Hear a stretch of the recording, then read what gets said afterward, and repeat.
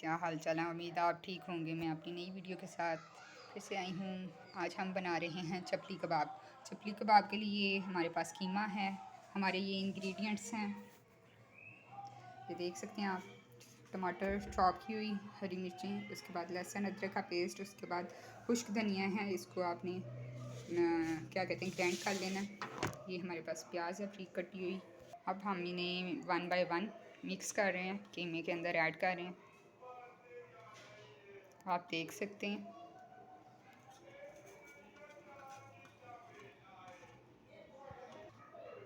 اب پیاز بھی ایڈ کر رہے ہیں جو ہم نے بریک کاٹی ہوئی تھی۔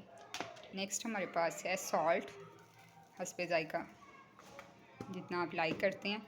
اس کے بعد ہے سرخ مرچیں ریڈ چلی، وہ بھی حسب ذائقہ۔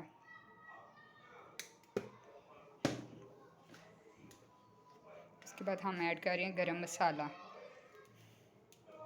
خوشبو کے لیے اور ذائقے کے لیے گرم مسالہ ضرور ایڈ کیا کریں، ہر کھانے میں اچھا لگتا ہے۔ اس کے بعد ہم نے ایڈ کرنا ہے اس کے اندر کارن فلور، تاکہ یہ اچھی طرح سے چپک جائیں اور ان کے اندر جتنا بھی پانی ہے وہ ڈرائی ہو جائے۔ ہم اسے اچھی طرح سے مکس کر لیں گے، باقی سارے انگریڈینٹس کو بھی اچھی طرح سے مکس کر لیا، اس کو بھی ڈال کے تو مکس کر لیں گے۔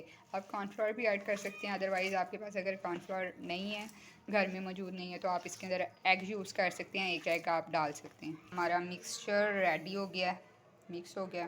اب ہم اس کو مکس تو کر لیا، لیکن ہم فائنل لک تب دکھائیں گے جب ہمارے کباب ریڈی ہو جائیں گے۔ ان کو ہم میرینیٹ کر کے رکھ رہے ہیں تھوڑی دیر کے لیے۔ گائز یہ دیکھیں ہمارے کباب، ہم نے ان کو گول گول کیا، اب یہ فرائی ہو رہے ہیں۔ فرائی ہونے کے بعد ان کی یہ لک آ رہی ہے براؤن براؤن سی۔ اب باقی کے قیمے کی بھی ہم نے ایسے ہی بناتے جانے ہیں کباب۔ تو یہ میری ویڈیو کمپلیٹ ہو گئی ہے، میں اپنی نیکسٹ ویڈیو کے ساتھ پھر آؤں گی، تب تک کے لیے اللہ حافظ، بائے بائے۔